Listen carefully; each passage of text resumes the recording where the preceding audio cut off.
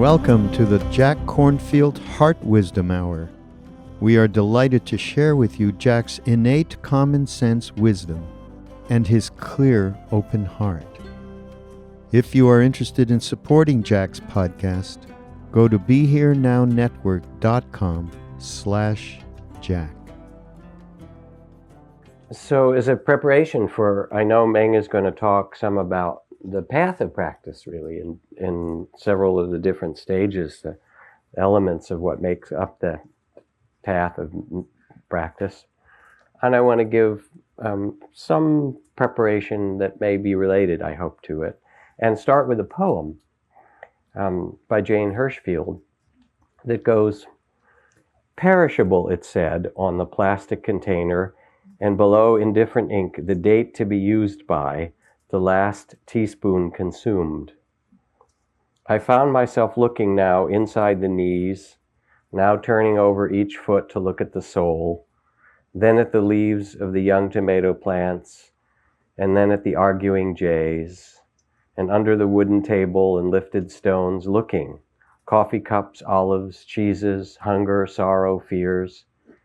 These too would certainly vanish without knowing when." Perishable, it said. And so this is kind of the predicament we find ourselves in as human beings. We have this magnificent human incarnation in some way, and yet at the same time, it's not terribly reliable. And I was teaching in Paris recently for a group of people, many of whom were involved with the mindfulness-based stress reduction movement in France, and on a panel with a number of physicians who were using this work of mindfulness and trainings in compassion and so forth in their hospitals and clinics. And one of the first people to speak, this physician, who'd been an internist, I think, and then an epidemiologist, he said, let me just give you some statistics so you get an idea. He said, 70% of people by age 55 will have one chronic illness. And that could be high blood pressure or diabetes or arthritis or something like that. 90% of people at age 65 will have one chronic illness. And 70% of them will have two chronic illnesses, should they reach age 65. He said, and so here I am at this clinic and I'm receiving people, and we have our best modern medicine to help them deal with their blood pressure or their diabetes or whatever is going on with them. But they come in as if their illness was a mistake, that it shouldn't happen, or a surprise. And very often it's not just the illness that we need to talk about, but their life. Or their soul. What do I do with the fact that there is aging, or that there's loss, or that there's death? In case you hadn't noticed. And so it's there with us in human incarnation. At the same time, there is unbearable beauty and magnificence. There's also a tentativeness. And so how do we deal with this reality of our human incarnation? From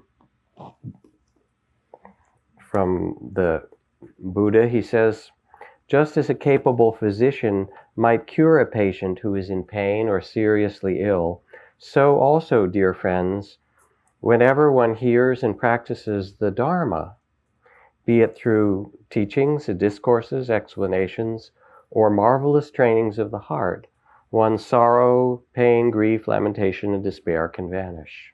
Just as if there were a beautiful pond with pleasant shore, its waters being clear, agreeable, cool, transparent, and a person came by scorched and exhausted by the heat of the world, fatigued, parched, thirsty, and would step into the pond, bathe and drink, and all their plight and fatigue and feverishness were allayed. So too, my friends, whenever one hears and practices the teachings, be they discourses, or techniques, explanations, or marvelous trainings of the heart, so one's plight, fatigue, and feverish burning of the heart are allayed. And so this is the Buddha speaking as the great physician, if you will, saying that there is a kind of medicine that we need, that's not just the medicine of the physical body, although that's important. And in fact, I think it was Sir James Mackenzie in 1886 who took a paper rose under a glass bell and brought it into the room with an asthma patient who was extremely allergic to the scent of roses, and opened the glass bell, and she went into a full-blown asthma attack, even though it was a paper rose and it had no scent. He was the father of mind-body medicine, basically. There is some connection that you may have noticed. And so this physician was saying, not only do we need the medicine for the body, but we also need the medicine for the heart and the spirit, for how do we handle this incarnation. And this, in a way, is what the Buddha spoke of in the first noble truth, it's called, which is the truth that things are insecure for us all, or unsatisfactory at times, or unstable. Suzuki Roshi's description of all of Buddha's teachings in 3 words was, not always so. That if you could really understand that. And it's the not seeing of this that makes life so confusing. So you sit and get quiet, and quiet the mind, open the heart, and then you start to face the mystery of life, which is both the joys that you have, but also the fundamental instability of it. The unfinished business, the tears for losses you've had, the grief, the anticipation, the 8 worldly winds of praise and blame, gain and loss, pleasure and pain, fame and disrepute, that keep changing.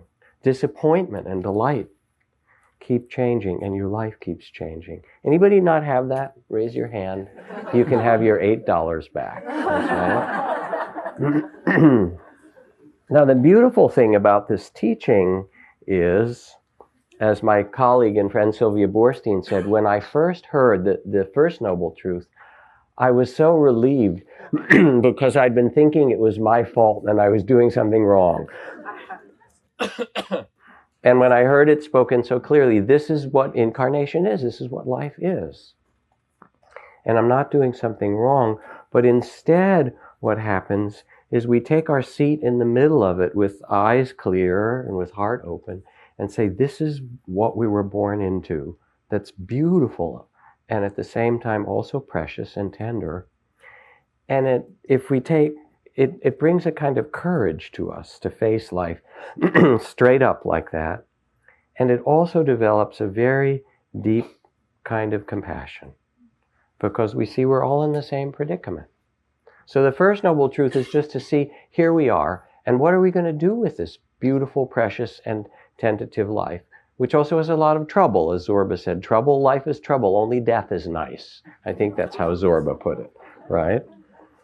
But when you're able to be present for the whole, what Zorba called the whole catastrophe of life, for this 10,000 joys and sorrows, there comes then naturally a tenderness and a compassion for everybody else. You know, that phrase, be kind, because everyone is fighting a great battle in some way. That we see that in one another, and we go, okay, here we are in this magnificent, beautiful, and mysterious incarnation. But the good thing is that when you learn not to run away, when you learn not to be afraid of the life that you've been given, or think that it's wrong that you have pleasure and pain, or gain and loss, that they're actually part of the same thing woven together, when you can open yourself and find a balance in the middle with the eyes open and the heart open, then you see that holding on doesn't work. Otherwise you just get what's called rope burn, right? It's changing and you're trying to hold on. And it opens to the third noble truth, which is the truth of the end of suffering. It's the cool pond. That suffering isn't the end of the story, but rather joy, freedom, well-being. And different teachings emphasize different parts of it. At times, you really need to sit in the fire and say, I've been unwilling to look at these things that are difficult and run away or been afraid. And now I'm going to sit with mindfulness and compassion and face the very things of my life or of this world that need to be honored. And so that's a really powerful medicine. And it's not a message you get very much in this culture, but it's liberating. It is also not the end of the story. Because in doing so, in letting yourself go through the difficulty, in training yourself to be present with compassion and mindfulness, there comes a kind of goodness that Meng was teaching and well-being. We tend to be loyal to our suffering. We have this negativity bias in psychology. If something's going wrong, that takes a lot more airtime than all the beautiful things that are going on. And the point of spiritual practice in the end is not to be a grim duty, as we've talked about here. I mean, people go to see the Dalai Lama not because he's carrying the weight of Tibet on his shoulders and the loss of the monasteries and the culture and all the difficult things of Tibet, which we know about, or that he's a great teacher. But I think people go to hear him laugh because he can carry all that and still he has this tremendous joy. And when we were in Washington, D.C. on these panels for science and mindfulness and stuff, at one point one of the news stations came up to interview him with the big camera. You're here in Washington, you had this great bestseller on the New York Times bestseller list for a year or two called The Art of Happiness. You can hear the reporter, the way it goes, Your Holiness, could you please tell us the happiest moment of your life, or tell our listeners, or one of the happiest, Got a little twinkle in his eye, and he said, I think now. And he's both playful, but there's some way in which when you go and hear him laugh, it's the laugh that says we have a choice. Yes, there's sorrow and suffering that we have to bear. Yes, there's racism and war and continuing environmental destruction. And only if we actually pay attention to it with compassion and care can we make a difference. So we don't turn away from it. But it's not the end of the story. The point isn't to lose yourself in that, but to realize as you quiet the mind and open the heart that you can step out of the struggle with life and instead plant beautiful seeds, use your life and your capacities to both make beauty or goodness in yourself and for others. And it's natural to you, but it doesn't happen also automatically. It grows through your attention and through your care and through your training. And so my teachers, like Deepa Ma, this wonderful Indian yogi, this woman in Calcutta, who lived in a very poor part of Calcutta and was quite a strict teacher. You really have to sit and not move and face things and so forth. She was so filled with love that she was a little Bengali woman, and in Bengal they hug people. It's a really nice thing, it's not like you bow and this kind of polite thing. She would come over and she'd just put her arms around me, and then she would do her loving kindness meditation because she was also a killer yogi. She was one of the great meditation masters. So she had this amazing power of mind, and she would hug and she'd say, I know teaching's hard, and she'd sort of pat me and say, loving kindness, so that's okay that and I would just be stoned. I would be like, for 3 days, I'd be grinning like this, just like this love. And, okay, I'll practice. Yes, Ma, I'll do it. I'll be good, and I would just be so, because her heart was so big. She'd been through tremendous suffering. And she said, all that's left after that is to love this world, to love oneself, to love the people around, to care for the world. And this is the medicine that the Buddha talks about when he says it's cool and refreshing. That you actually let yourself face the truth. You find the trainings that can open yourself, quiet the mind, open the heart, center yourself through the changing circumstance of life. And then through this, you have the resources of your own well-being and your own compassion to bring to the world. So a few words as warm-up for then the first noble truth, the third noble truth of the freedom, the end, the second one of not holding on. And the last of the noble truths is the path, is how you practice. So with that. Okay, can everybody hear me? Okay. Are you on? Am I on? Okay. I had to say something about Suzuki Roshi. I think what he said was all of Dharma can be summarized in 2 words. Not always so. and he didn't realize it was very funny because he was thinking in Japanese and translating as he speaks. In Japanese, not always so is 2 words.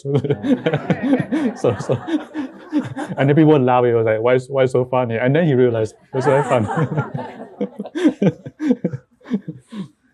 So my name is Meng, for those of you who came in later. My job title in Google is the Jolly Good Fellow. And it comes with parentheses, which nobody can deny. So you know the song, right? Yeah. So how did I get the job title? It started as a joke, right? Like most things in my life, it started as a joke. And the joke was, when I joined Google, because I was very early, all the engineers had the same job title, right? We're all called software engineers. And then later on, we had a career ladder. And the highest ranking software engineer was called the Google Fellow, or a Google Fellow. And I made a joke and said, hey, why be a Google Fellow when you can be, I don't know, a jolly good fellow? And people laugh. And my philosophy is, if everybody laughs, it's the right thing to do, right? So I just had it printed on my business card, or I requested for it, and I put, which nobody can deny, because I knew they were going to deny this request, right? And if they did, I have a joke to tell. So either way, I win, right? and they being funny themselves, they didn't deny the request, and then it got stuck. So I'm stuck with the job title. I also have besides the coolest job title in corporate America, I also have the coolest job description. My job description has only 7 words. And the 7 words are enlightened minds, open hearts, create world peace. So that's my job description. Really cool, right? Yeah. Right. So being an engineer, I'm very precise, and I depend on technology. Sorry, that was an accident. So I prepared sound effects, like, you know, if I say something wrong, I go, you know. And then this is very useful, by the way. In a meeting, if you ask anybody has any questions, and everybody just keep quiet, and you can do this.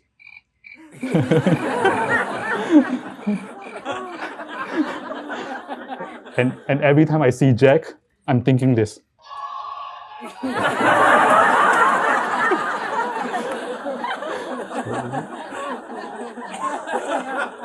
If you ever wonder what's so good about a smartphone, right? Now you know.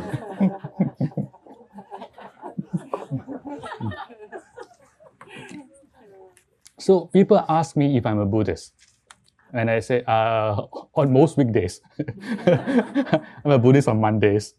By Fridays, I'm done. I can't do this anymore. And Monday, I'm Buddhist again. So you call me a good day.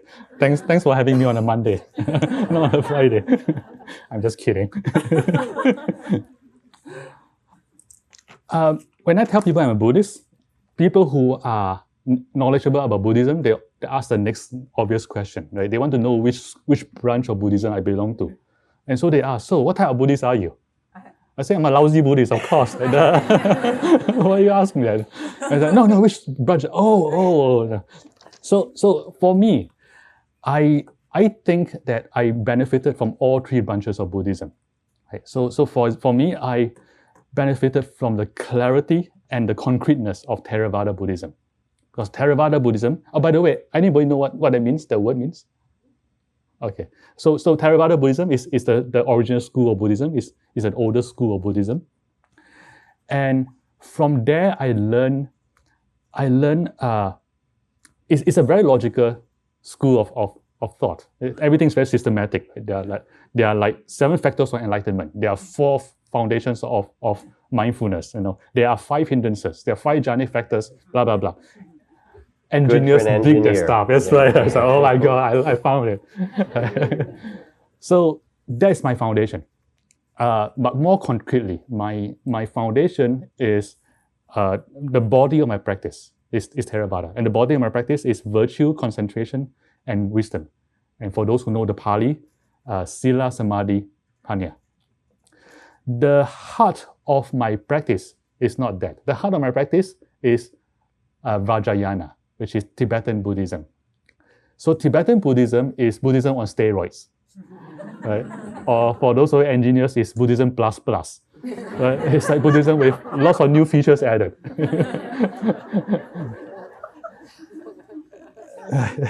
So the heart of my practice is also the heart of Tibetan practice, which is emptiness and compassion.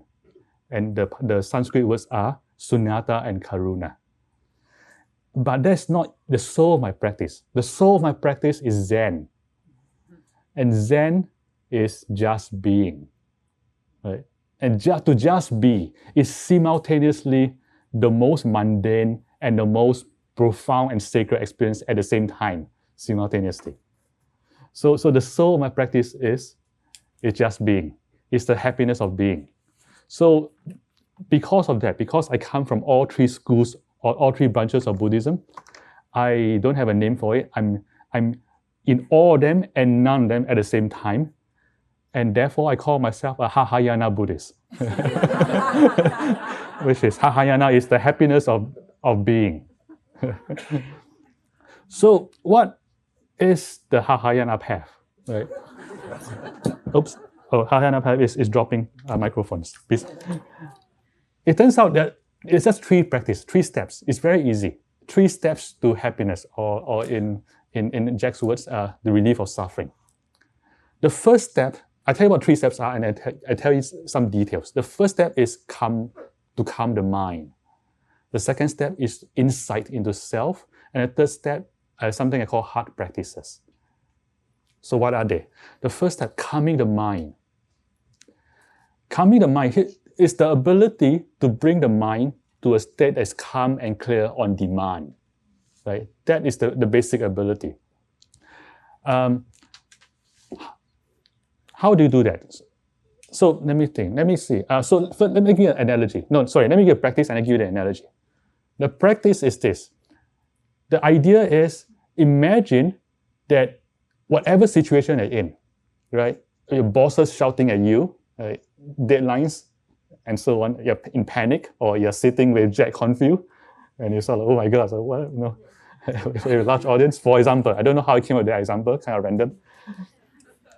In every situation, you can bring your mind to a state that's calm and clear on demand, just like that. Very useful skill, right? So how do you develop that skill?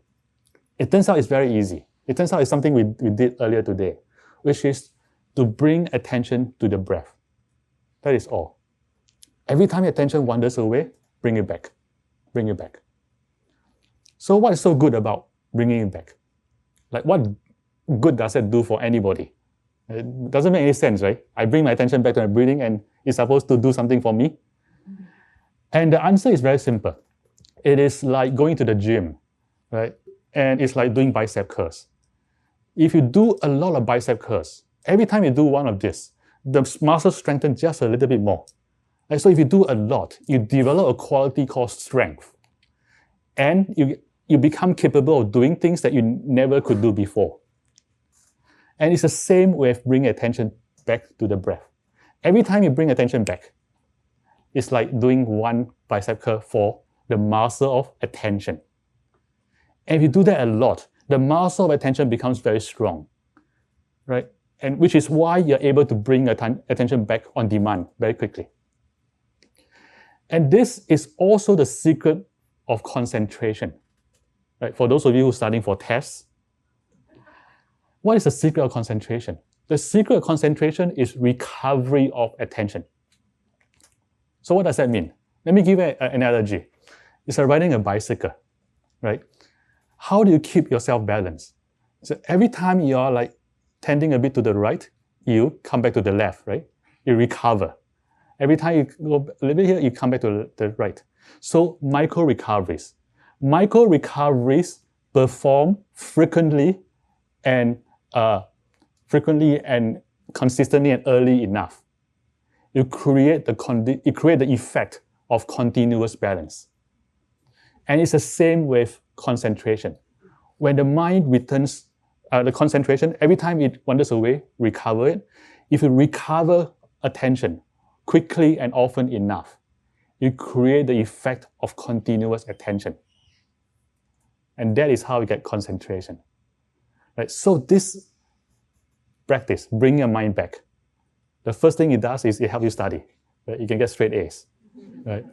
But besides helping you study, it does something very important for you.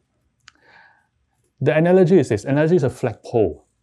So the flag is like emotions, like the mind. The wind is like emotions. So the mind is fluttering in the wind. Right? It's fluttering in the context of emotions. And mindfulness of this practice of bringing attention back to the mind, or to the breath, is like the flagpole. It grounds the mind. In this case, literally. So in every emotionally turbulent situation, you have a grounding for your mind.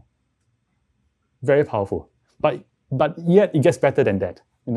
It's like, but wait, there's more. Right? And let me give you an analogy of the calm mind. The analogy is this: a snow globe, right? You know what a snow globe is, right?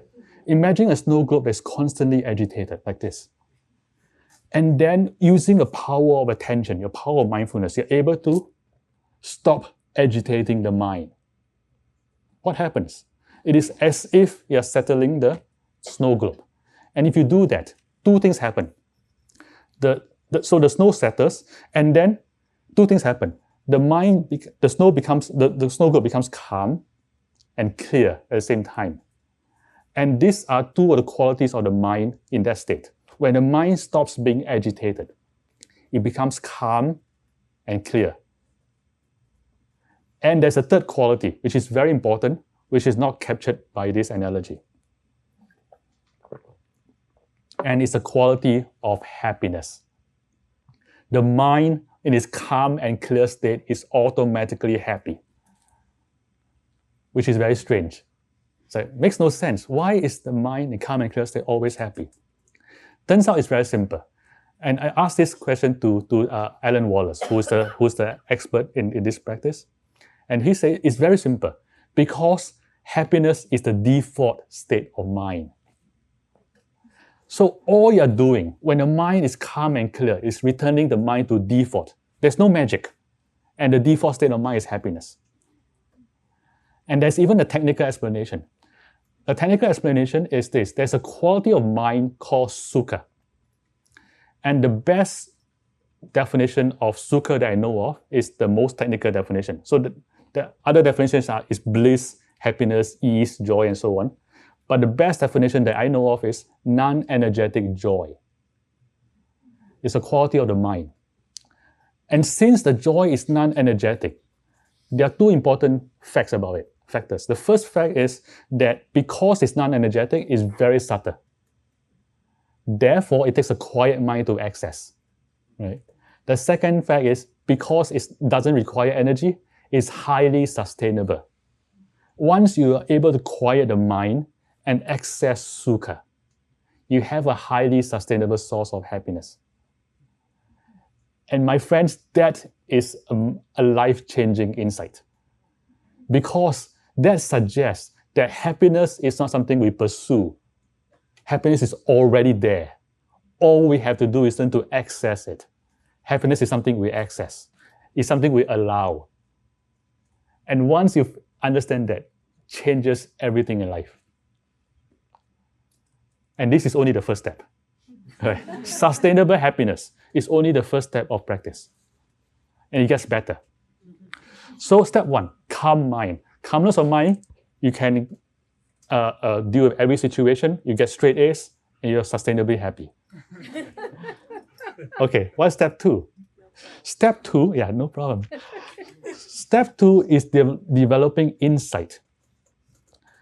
So the thing about the calm mind, right? Remember the snow globe thing? There are two qualities. One is calmness, the other is clarity.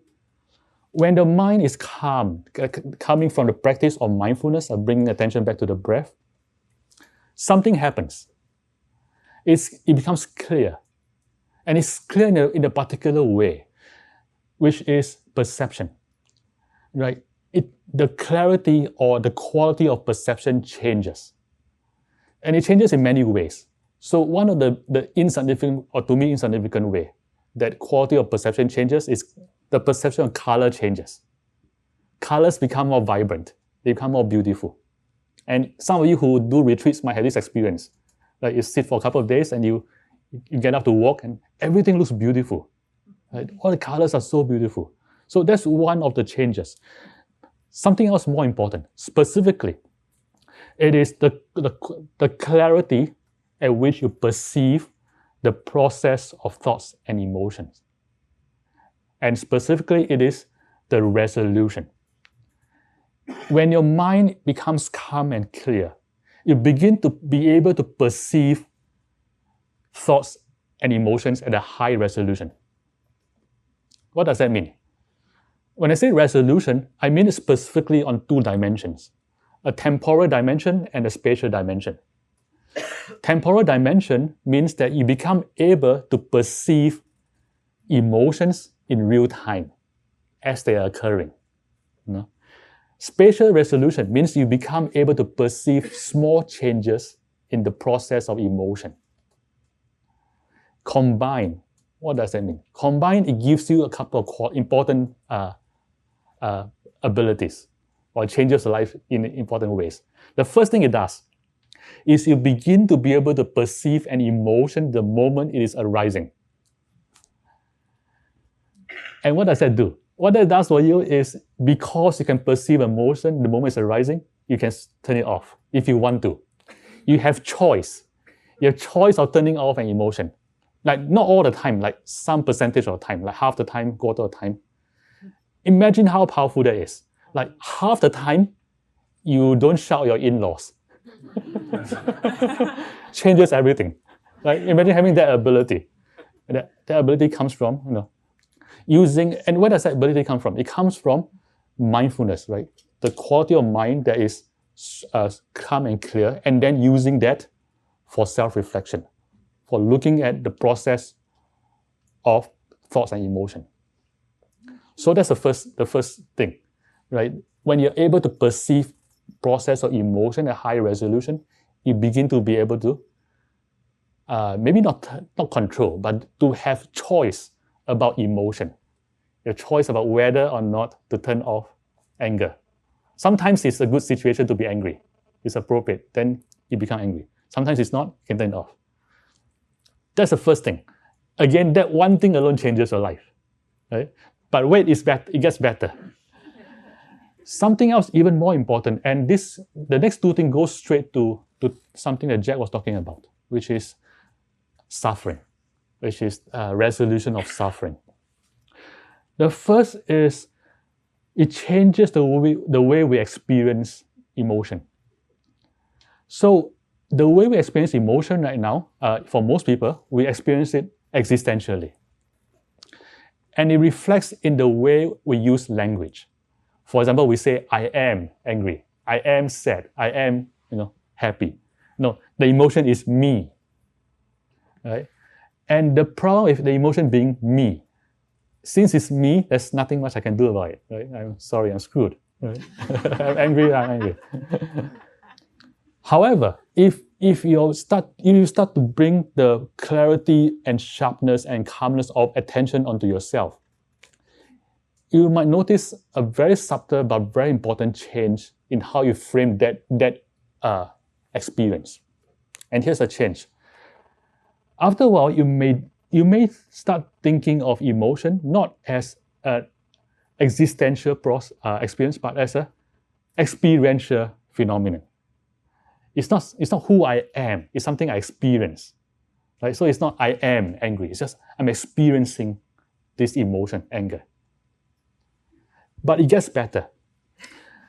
As you continue on the practice, and as you continue looking inward into the process of emotion, there's a very subtle but very important change, which is you may discover that emotion is largely a physiological experience.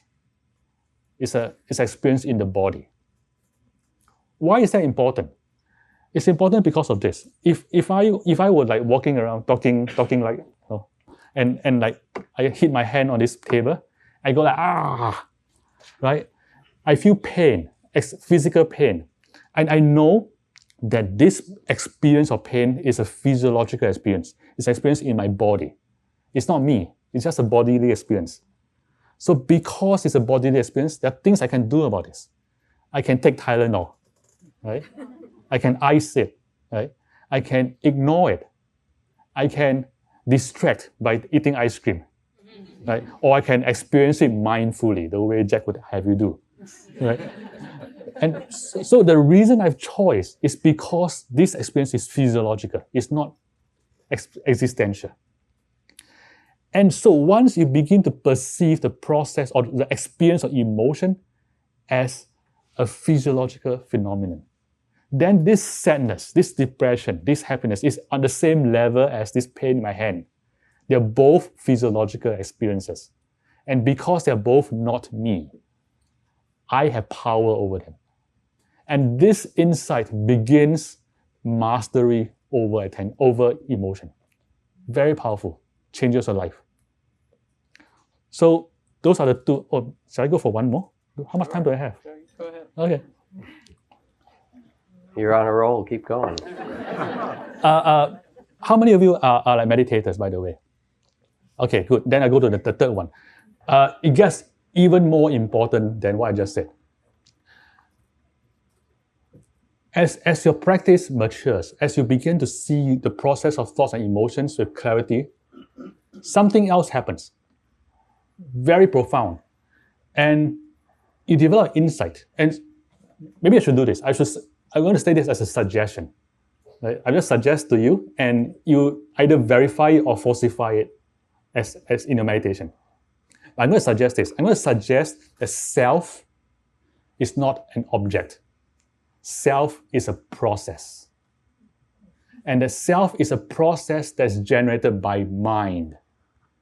The mind continuously regenerates the sense of self in response to thoughts and stimulus, and sensual stimulus. Therefore, if there's a state of mind that is so calm and the resolution of perception so clear that you can see a self not arising, and you can see the self the moment is arising, and the moment is not, and moment is ceasing, then you start to perceive no self. In other words, kensho, or enlightenment with a small e.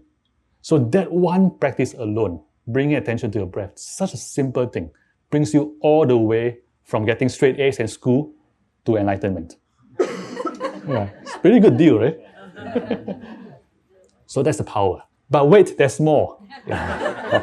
Which goes to the third step, of practice, which is what I call nourishing the heart. And these are the Brahma Viharas, right? Or the supreme abodes, which are loving kindness, compassion, appreciative joy, which means appreciating when other people are happy, and equanimity. Right? Like the four emotional mastery, emotional goodness.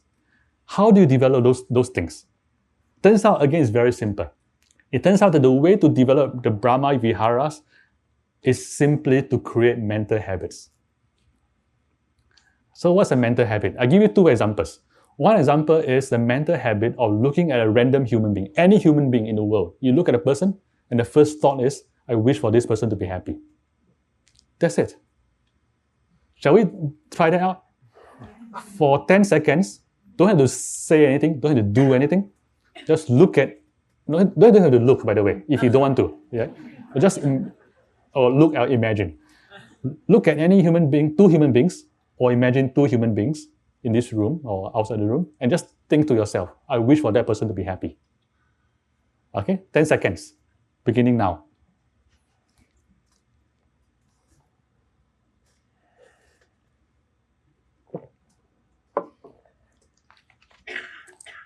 Time's up. How was that experience? Everybody is smiling, right? It's a very joyful experience, which at first is a bit surprising, right? The experience of wishing for another person to be happy, to be on the giving end of loving kindness, is by itself intrinsically a rewarding experience, which suggests something. Which suggests that loving kindness is by itself infinite source of happiness, sustainable source of happiness. Again, that one practice alone creates happiness. So if you do nothing else, if breathing is too hard for you, Try this practice, right? Randomly look at people once an hour and randomly think, I wish for this person to be happy. So how do you create this mental habit? Like all other habits, is something, if you do a lot of it, it becomes there. It becomes a habit. So to create this habit, one way to do it, the informal way, is every hour, walk out of the office and look at two people and say, I wish for this person to be happy. That's all. And if you do that often enough, it becomes habitual, instinctive, effortless. Or there are formalized ways that Jack teaches. It's called metta bhavana, right, which some of you have done before.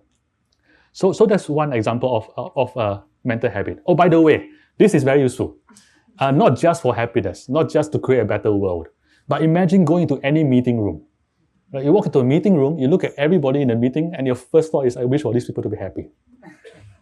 Changes everything, changes the tone of the meeting. Everybody want to help you. They like you, right? And it's all unconscious. I mean, you look at them, you say, I wish for this person to be happy. It reflects in your body language, and it's picked up unconsciously, and the person likes you, and he doesn't know why. He thinks because you're very good looking. Which is why people think I'm good. And you get stuff done, right? Because people want to work with you, right? So it also brings about success. So that's one mental habit. Another mental habit is the habit of goodness, seeing goodness. And the exercise we did earlier today, that is the practice for that habit. And that habit, again, is very useful in many ways. One of the ways is if you have to deal with a difficult person. Imagine dealing with a difficult person, and then if you do that practice a lot, you think, even that guy, even Meng has a little bit of goodness. And that's the first thought, right? The first thought is, even that guy has a little bit of goodness. And if you think that way, it changes how you act, right? And that again changes everything at work. So those are my three practices, right? And for those of you who recognizes the Sanskrit words or the Pali words, they are shamatha, vipassana, and brahmavihara. Right? Or to just repeat again, calming your mind, creating insight into yourself, and then nourishing the heart. Let me say a bit about emotional intelligence. So I've been doing this at Google. And when I wanted to create, maybe I tell you the story of why I created this course, and then I tell you how this feeds into emotional intelligence, into Search Inside Yourself. Search Inside Yourself started with a very simple dream. And that dream is world peace, right? Do you remember the time in your life where you figured out what you wanted to do for the rest of your life? Right? I mean, I remember that time, that day, that exact moment. It was in 2003. I was taking a walk, and there was a moment where I suddenly told myself, I know what I want to do for the rest of my life. For the rest of my life, I want to create the conditions for world peace. That's what I want to do. Right? When I grow up. 2003. And that festered in my mind for a very long time. And then in 2005, the seeds that was planted in 2003 started sprouting. And I started thinking seriously, how do I do this? And I figured something out. I figured out the way to create the conditions for world peace is inner peace, inner happiness, and compassion on a global scale. Right? If these three qualities are global, then we have the conditions for world peace. But how do I do that? How do I create the conditions for these three qualities? And I figured that out.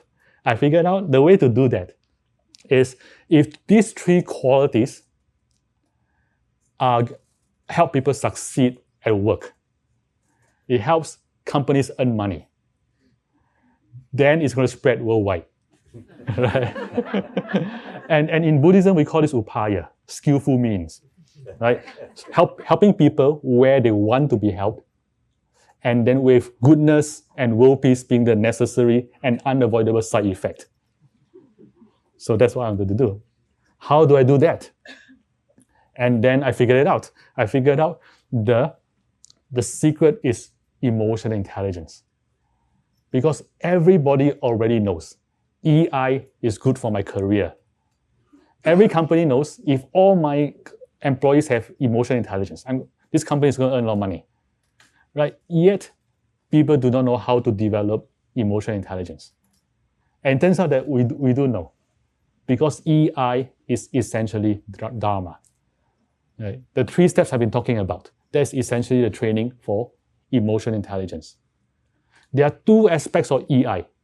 The first aspect is something called intrapersonal intelligence, which is intelligence about yourself, so self-awareness, knowing my emotions, but not just my emotions, knowing who I am, knowing what my strengths are, my weaknesses are, my resources, and so on. Second part of intrapersonal intelligence is self-regulation, knowing how to master over myself.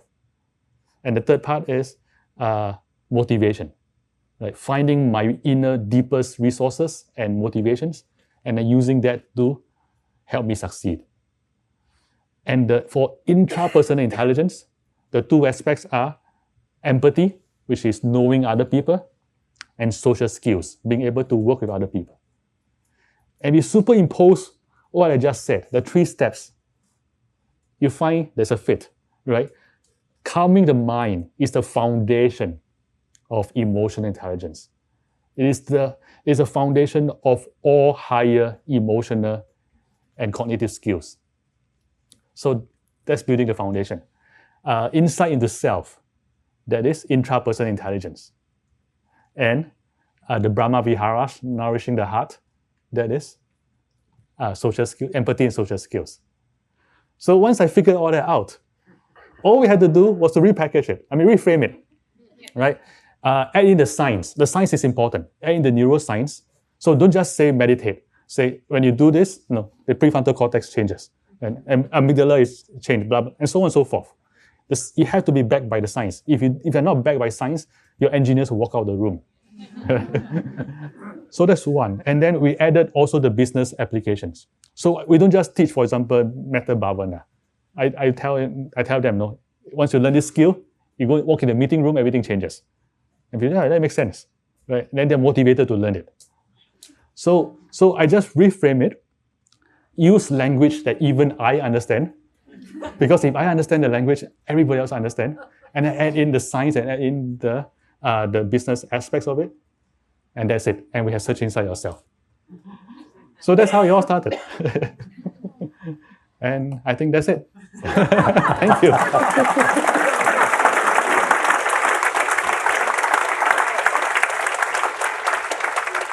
Just great. Thank you, Meng. And Thank you. So, yeah, some comments and maybe some questions and thoughts. One of the things that happens is, as you talk about it, and something that I know as well, is that when you talk about the development of these qualities in a kind of systematic way, which is elegant and beautiful and there in the Eightfold Path and so forth, it seems like it's linear in some way. All right, you need to get your integrity lined up, because it's hard to meditate after a day of killing and stealing. It doesn't work very well. So you sort of have to be nice to people. The rules are the lawyers then. That's right. And then just kidding. And then you have to find a way to quiet your mind, and you can see clearly and act in a way that's more beneficial for yourself and others. Right. At the same time, the culmination of what you talked about, those Brahma Viharas, which are the awakened heart, of loving kindness and compassion and so forth, for a lot of people, they're actually needed at the beginning. And you know this very well, that there's some way in which when people sit and they try to bring their attention to their breath, when you do, or to your body, all kinds of other stuff comes up. One of the most common is a lot of self-judgment, or criticism, or striving, or unworthiness. And as I've talked about here in many times, we had this meeting with the Dalai Lama 25 years ago in the late 80s, and as a group of teachers, and said, do you have any recommendations for the self-hatred that people encounter, or the inner criticism and so forth? And he said, self-hatred? What is that? And, talked to his translator, Thupten Jinpa. He couldn't understand. It took about 10 minutes and back and forth in Tibetan. And self-hatred, why, and then finally he looked up and he said, but this is a mistake. Why would you do this? And then he asked him, here was an Abbot Zen Center and all these teachers and so forth. Have you experienced this? And, like all the hands went up because it's so common in our culture. So that in some way, and you know this, I know you do, but it's sort of just saying something that feels very important, that as you begin the practice, it's really circular. It doesn't start in some place and then you get to another. But in fact, those very qualities that you were just describing, of seeing the goodness in yourself, or of looking at your experience with holding yourself with compassion or loving kindness, is often critical at the beginning. And then in those trainings, which you described, of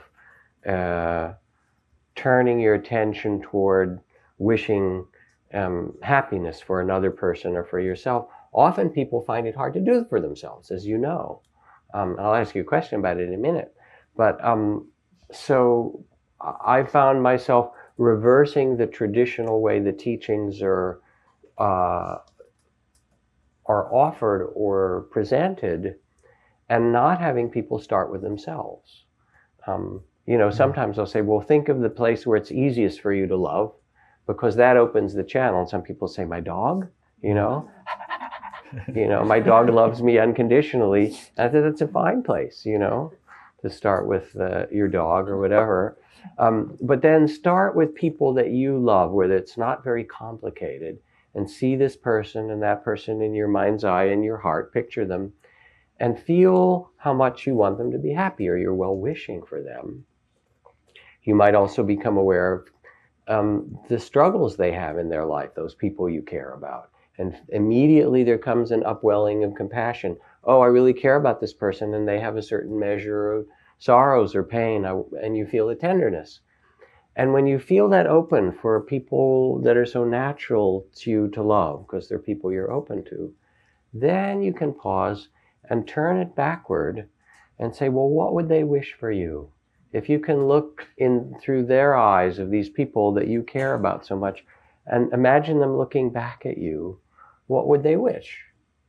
And they would wish that you would be happy in a very deep way. They would feel compassion for the struggles that you have or the suffering that you do. And so sometimes it's actually an easier thing to take it in and believe it somehow, because it comes in that image from somebody else that cares about you. And so I'm just thinking about how you've been really involved in making skillful means that will work in the corporate world, or that will work with engineers, which is really, it's fun and it's creative. How do we have to turn it so that we can use these practices in this culture in a way that people don't use them to judge themselves? And do you find, that's my question, do you find at Google or in search inside yourself, that people also take these and somehow, because they're very ambitious people there, they're very smart and they're very ambitious, and you can use that ambition to judge yourself or to feel, what have you noticed about all that?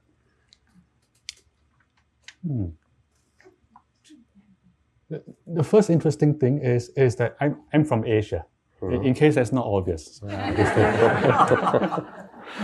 And there's interesting... India? No. Not this lifetime. There's something interesting about the difference between Eastern and Western cultures, is that I find, and some of you may or may not agree, is that Eastern cultures are shame cultures and Western cultures are guilt cultures. So your people feel guilty and my people feel shameful. And so maybe that's why we sort of perceive it slightly different way, in a different way. Yeah. So which is why for me, I do understand the idea of self-hatred, but and I sort of indulge in it every now and then, but it's not something that is instinctive for me, to put it that way. I'm more instinctive to shame than to guilt. So that is my first difficulty in understanding this. My experience teaching this in Google is I don't actually see a lot of self-directed hatred. And it's not entirely clear to me why. My theory is because this course is advertised as an emotional intelligence course, and it's about success. And therefore, because the way it's framed, it take on a slightly different track. Hmm. Right? So that could be it. Interesting. Well, I see it frequently on retreats, and maybe it's the way that it's framed, or just people taking spiritual practice and using it in the same way that we use, some task that we have. How am I doing? How do I look, as you say, for shame? How do I look outside? But inside, how I'm measuring myself, and am I improving? Am I getting better? I'm not good at this. I tried this for a little bit. And if you start with very much idealism about how you're supposed to be, that's very different than mindfulness. Mindfulness is actually gracious and open and acknowledging this is the way things are. And so you notice, all right, today the mind is not very quiet and it's agitated. That moment of noticing is a moment of liberation. This is the way that it is. And by noticing it, it's like seeing that all this stuff in the snow globe, you make the space around it. And if you instruct people to bring in the quality of compassion from the very beginning and say, all right, what you do, listen to the tone of voice. It says, this is a busy mind. I'm not doing this well. That's the judging mind. Thank you for your opinion. I appreciate that. Without trying to say I shouldn't judge or I should stop doing that. You're just acknowledging the experience. And if you remind people to do it with a kind heart, as you were talking about, somehow that allows things that, as you said, the calming and the settling and the clarity to take place. So it's somehow the wedding you ended up, when you talk about Vajrayana, and somehow the wedding of emptiness and compassion, that somehow it seems like they need to be there from the very beginning. Which reminds me of something very important, which is at the beginning of search inside yourself. What I tell the students is, in doing this meditation, bringing attention back to the mind, to the breath, there is no way to do this wrong. Right? And that is actually a very important point. Why is there no way to do this wrong? Right? It's like, again, doing bicep curls. Right? It's like the growth comes from facing resistance. Right? It's from this, the resisting, and then relax, and resist, relax. So overcoming resistance is growth. And in bringing attention back to the breath, it's the same. The growth comes from bringing it back. Every time your mind wanders away, you bring it back. It's like doing this. This is where you're growing. Therefore, we cannot do this wrong, because every time you're wandering away, you bring it back, you're growing. Right? And when you do bicep curls, we never say, oh, I'm doing it right, I'm doing it wrong, I'm doing it right, I'm doing it wrong. It's absurd, right? And so once people figure it out, there's no way to do this wrong, I think most of the judgment goes away. I mean, the self-judgment.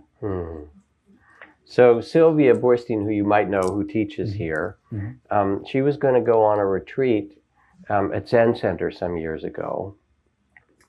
And she needed to arrange it with Paul, with this person who was the retreat guest master or something like that.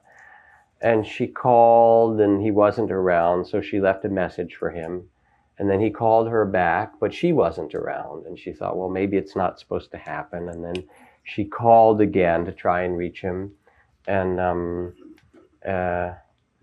she said, may I please speak to the guest master, Paul? And they said, he's not here. And she said, well, maybe that's a sign. Maybe it means I shouldn't go. And the person on the other said, no, it just means he's not here right now. And it was a lovely Zen answer. But there's something, I mean, you're saying it too, there's something really beautiful about the clarity of mindfulness, of not doing it wrong. People come and say, this and this is happening, and am I doing it wrong? And in fact, as long as you can say, this is what's happening, you are in the present, and you are learning how to be gracious with it. And I remember years ago, I was leading a 3-month retreat, 3-month silent retreat. We have a 2-month silent retreat here in the winter and 3-month retreat in Massachusetts for people who want to do this long, deep training. And somebody came to me and they said, you know, there's a few friends of mine who are sitting. Some of you have heard this story. And I wanted to know how they're doing. You know, Sally had been, you know, working on staff here, and now she's going through a hard time. How's she doing? I said, well, she went through some rough patches, but she's doing good. And, you know, well, how is Peter doing? Yeah, he went through some things. He's doing pretty good too. And how is Maria doing? Oh, she's having a really good retreat. And by the time it was done, they'd asked about 4 people, and I said, they're doing good. And the person looked at me and said, well, when you say somebody's doing good, what does that mean, actually? What is that? And I had to reflect, because it was just sort of an automatic description. I thought about it. I said, it means they haven't left yet, because it's just as you're saying, it's not actually the experience that you're having that defines the wisdom or the compassion or the loving kindness, these beautiful qualities, but it's the fact and the capacity that you have that's growing to stay present, be in the present moment, and stay present for your life. And so the resistance sometimes is more important than anything else. Mm-hmm. So next time you can't remember the name of that movie, or you want to figure out how to get somewhere, and you go online and you go to Google, you can think of all those engineers there who are breathing in goodness and then sending it out to the 3.5 billion Google users of that day. So let's sit for just a minute to close the evening. Before we do that, can I say thank you all for being here and your attention, and thank you for inviting me. Oh, Meng, thank you. It's really a pleasure. It's so interesting and sweet and beautiful teaching. So let's just sit for a minute and practice for 1 minute, coming back to the present moment with your breath, or as you breathe, feeling the sense of goodness, or wishing happiness for someone, loving kindness.